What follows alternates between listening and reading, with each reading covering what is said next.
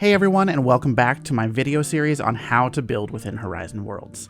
This is the advanced building guide, so by now you should have seen the first two episodes and have a firm grasp of the basic building tools within Horizon Worlds. In this episode, we're going to deep dive into a lot of these tools and show some advanced tips and tricks along the way. To do this, we're going to build a carnival space, which has an interactive game and some fun rides that don't require the use of scripting. So in this episode, we're going to dive into physics objects, animated objects, as well as deep dive into the all-important Gizmos panel. So thanks for watching, and let's get started. It's Christmas, by the way. I don't know if you knew. So we'll start in this world that I've been using in my previous videos, but you can definitely start a blank world if you want to build something from scratch. As a reminder, I'm using the Grassy Meadows template world that you can find when you go to create a brand new world. Once I start a new world, the first thing that I usually do is open up my build menu and navigate to the world tab here. Here you can name your world as well as add a description that other players can read before they enter your world. You're required to set these ratings here before you're able to publish, so go ahead and set these to what you think they should be for your world.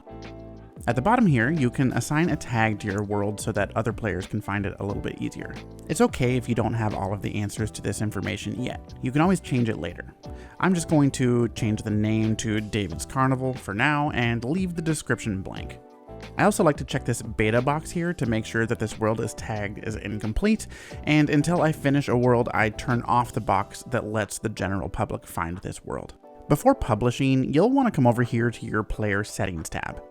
At the top here, I can adjust my VoIP settings from global to local. This is essentially asking, do you want players to be able to hear each other no matter where they are in your world, or do they need to be standing next to each other to hear each other? My recommendation here is to set most worlds to local. You can also choose whether you want Horizon Worlds emotes to be active within your world, which is nice if you're looking to build a world with a more serious tone, and the cartoonish emote effects don't fit in with that. You can also turn off only the audio of emotes and keep the visuals, which helps a lot if you get players spamming emotes in your world. Near the bottom here, you can choose how avatar hands collide with the world. Physical objects are anything that you can grab or move within your world, and static objects are basically everything else, like mountains or trees. I recommend turning both of these on. It gives your world a greater sense of immersion and realism that I think is really nice. Custom player movement here is essentially asking whether or not you want the ability to use scripting blocks to alter the player's movement. This is great if you want to create a game mechanic that makes a player jump higher or run faster. I would keep this turned off unless you have a specific need to enable it. If I scroll back to the top here, I can see these two super important settings to decide on as quickly as possible when building a new world: the minimum and maximum player settings. The reason you want to decide this early is that player count has a significant impact on your world's capacity. If I navigate to this capacity panel here on the left, I will see the current capacity of this world. There are multiple categories here that you want to pay attention to. The top object capacity here is very self-explanatory. It's how many objects you can have in your world. Something really important to note with this category, however, is that certain objects, like a cube, take up less capacity than something like a faceted cylinder.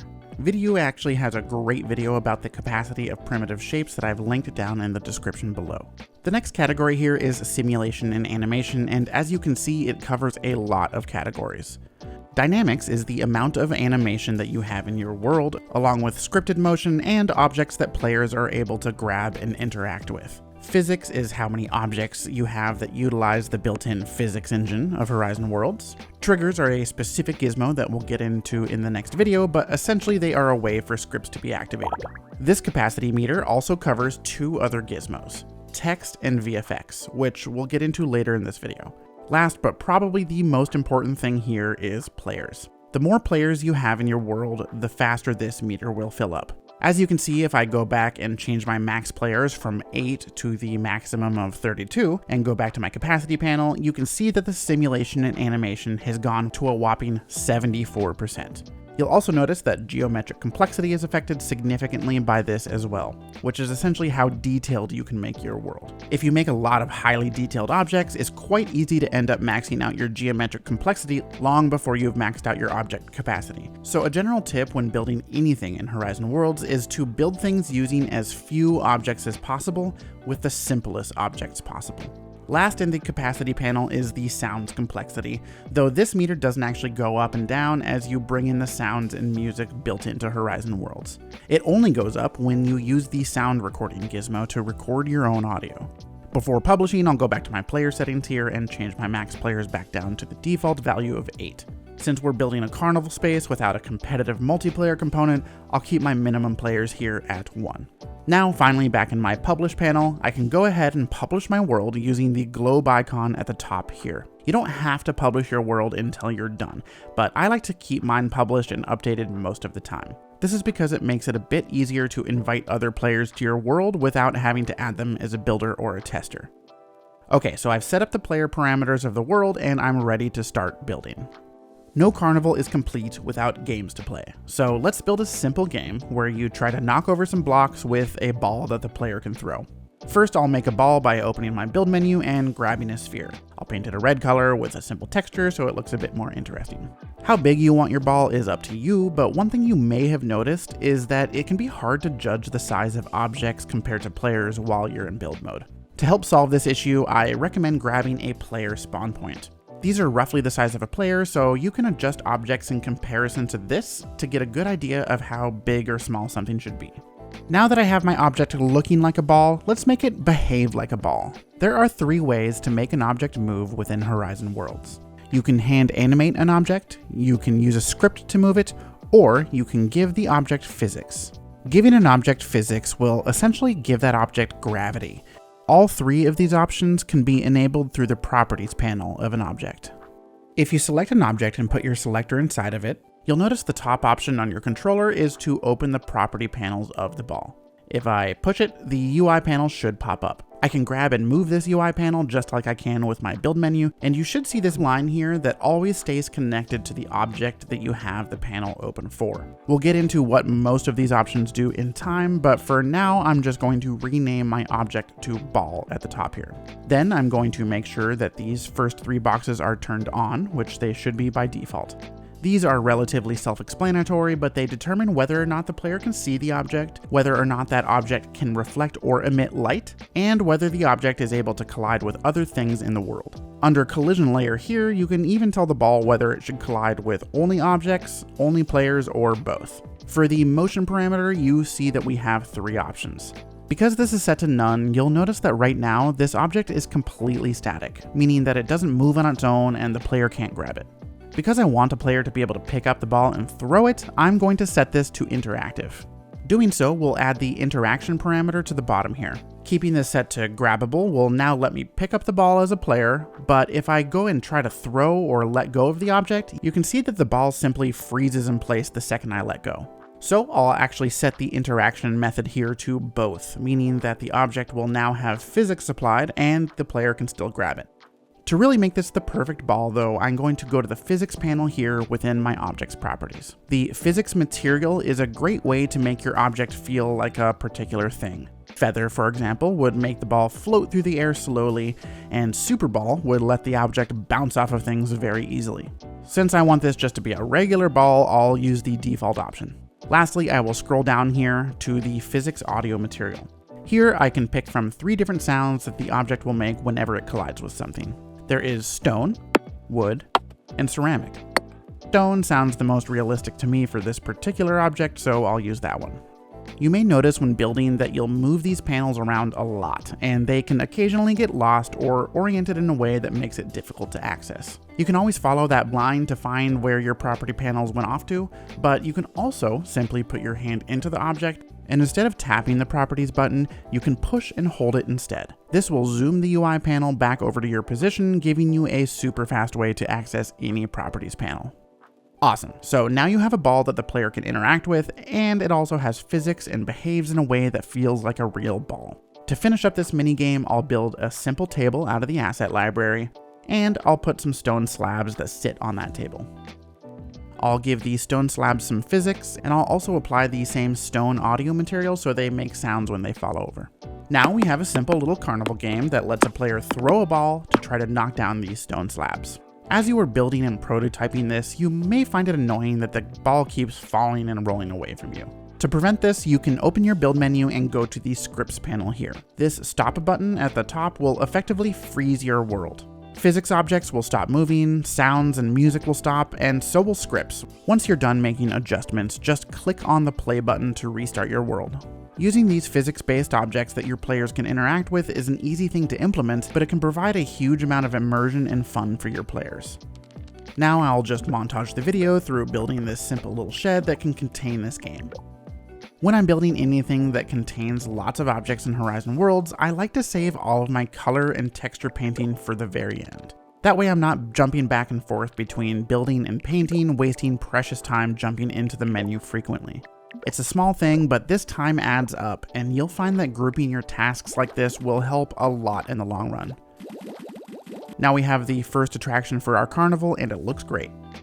Now let's add some life to our carnival by creating some animated objects that will act as our first ride, a hot air balloon.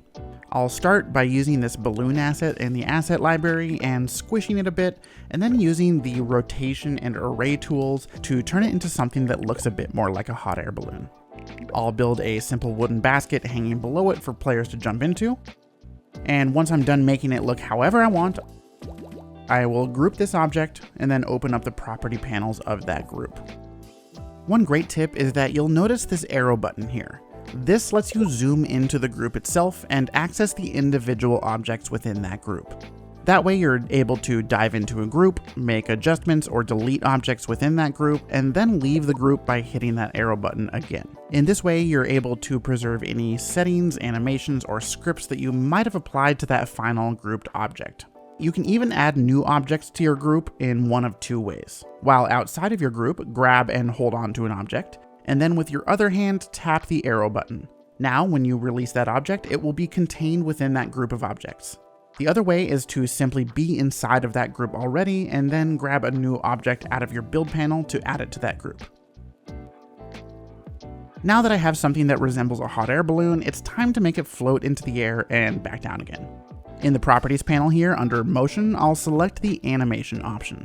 This will let me physically move an object with my hands, record that motion, and then play it back.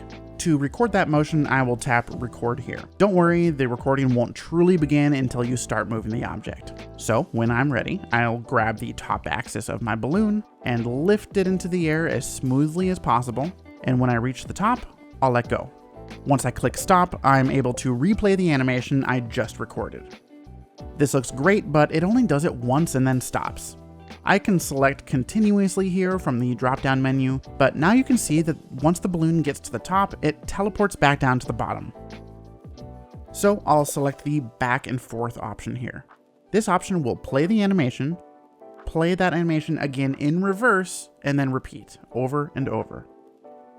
Now I'll just make sure that this play on start box is checked, and this will make sure that the animation begins as soon as a player first enters the world. I can also adjust the speed of my animation, which means I don't have to move at the exact speed that I want my objects to animate at. Since my movements were pretty fast and hot air balloons are usually pretty slow, I'll change this from a 1 to maybe a 0.15, which is 15% of the original speed. Awesome, this is perfect. I now have my first hot air balloon ride. And even though I've recorded animation into this object, I can still move it around since all of the keyframes of that animation are self-contained within the object. I'm really happy with this hot air balloon, and I might want to use it in another world that I build in the future. There's a really wonderful feature in Horizon Worlds, your personal assets. So I'll open the build menu and navigate to the assets panel.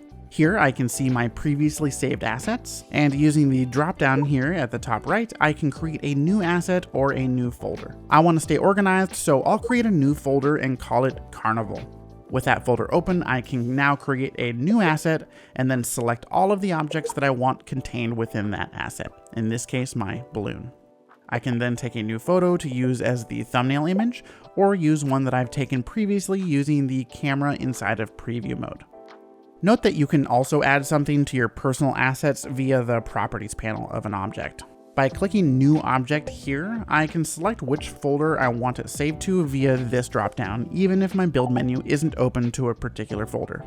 Also keep in mind that you can group objects that include sounds, music, scripts, and pretty much anything else, and save that to your asset library. So you can save not only objects that you've built, but entire game mechanics, animations, or sound mixes. Awesome, so now you can create physics objects, you can animate objects, and you can save those to your personal asset library. Let's jump quickly through the rest of the options that you have at your disposal when you're building a world and go over the basics of each one. If I open my build menu and navigate to the Gizmos panel, you can see that we have a lot of options to pick from. These first two, Trigger Zone and Scripts, are going to need a deep dive all by themselves, so we're going to save that for the next video. But the text gizmo here is how you add written text to your world. I can grab this gizmo and put it into the world, open the Properties panel, and then type whatever text I want into this field here. You can even use brackets to add commands like I for italics and \I to end the italics. A really great tip with text is to jump to the public asset library and type in text. You should find an object here called text formatting reference. This will give you a ton of examples for how you can format your text gizmo. One really important one that I want to call out is alpha. By typing alpha equals £50 in brackets, for example, you will notice that my text is now set to 50% transparency. If I do £20 instead, it will be 20% and so on.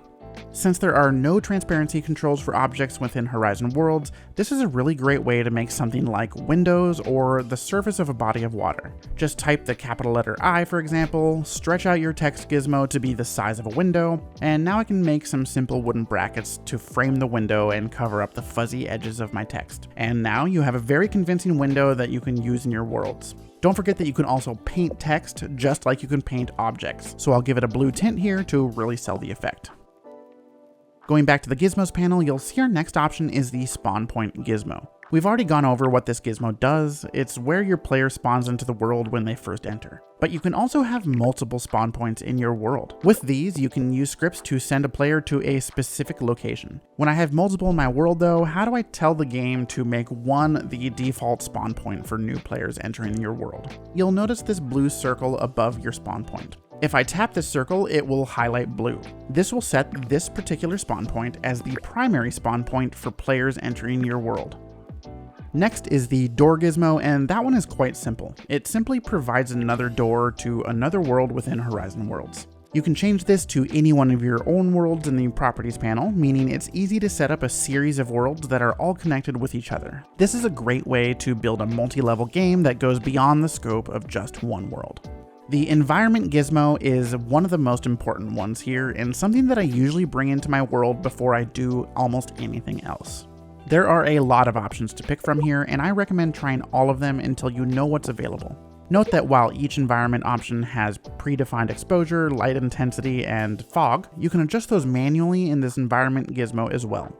You can also adjust the fog density here. This is an extremely sensitive parameter though, and most of the time you'll want to keep this value very low, like 0.1 or less. Keep in mind that it also affects the fog in build mode, meaning if you scale up your avatar, you may find that you can't see anything while building. For that reason, I'm going to leave my fog turned off entirely until I'm done building. I want this carnival that I'm building to take place at night, so I'm going to scroll all the way down here and select Night Panorama. Not only is this now a pleasant evening atmosphere, but the skybox has been updated to include some visual interest. The next gizmo is the Dynamic Light Gizmo, and these are super cool. If I drag one into the world and bring it near some objects, you'll see that light bouncing off of those objects in real time. You can change the color of a dynamic light by selecting your paintbrush, pointing at this little color pill, and squeezing the trigger. In the Properties panel, you can also change how bright that light is and how far away that light can travel from its source. This is a great way to give players things like a torch or a flashlight. But a really important note about the dynamic light is listed right here at the top of the Properties panel. You can only have 20 dynamic lights in any given world. That means you're not going to be able to add a ton of these dynamics to your world and therefore need to rely on something else to add lights. In the paint panel of your build menu, you can see that one of your texture options is called glow. When selected, a slider will appear allowing you to select the intensity of your glow. Now, if I paint an object, you'll see that not only has the object itself changed color, but it also emits color and bounces off of surrounding objects. This is now effectively a light that you can use as many times as you want, at least within the confines of the capacity meter that we talked about earlier. You can even open the properties panel of this light object and turn off the visibility, but keep that light and shadow toggle turned on. This will allow your object to emit light to surrounding objects, but the light itself is now invisible to players. In this way, you can add a lot of detailed and interesting lighting to your world. Next in our gizmos list is TrailFx. These are gizmos that allow you to add a trail behind a moving object. So if I take this gizmo and group it together with the ball that we made earlier, you'll see that our ball now has a fun little trail that appears behind it when you throw it. This is a great way to make things look like they're moving quickly, so attach them to throwable objects or things like shooting stars. The ParticleFx Gizmo gives you a way to add things like smoke, splashes, and fireworks to your world. You can set them to loop, or you can have them trigger at specific times by using a script. Again, we'll go over that in the next video. The sound recorder gizmo should be self-explanatory. It lets you record audio using your microphone, which you can then play back for players at any time. This is a really amazing way to add information about your world that you want to give to the player. Step right up, the rules are simple. Or even do things like create NPCs who can speak to the player. I like carnival. The next few gizmos, quests, world leaderboards, projectile launcher, and raycast all require the use of the script gizmo, so we'll save all of that for later. But I will quickly touch on this snap destination gizmo. This simply gives players who use the teleport movement option a specific place to lock onto on the ground. The Gizmo panel is a pretty wonderful thing, and there is a lot there to use.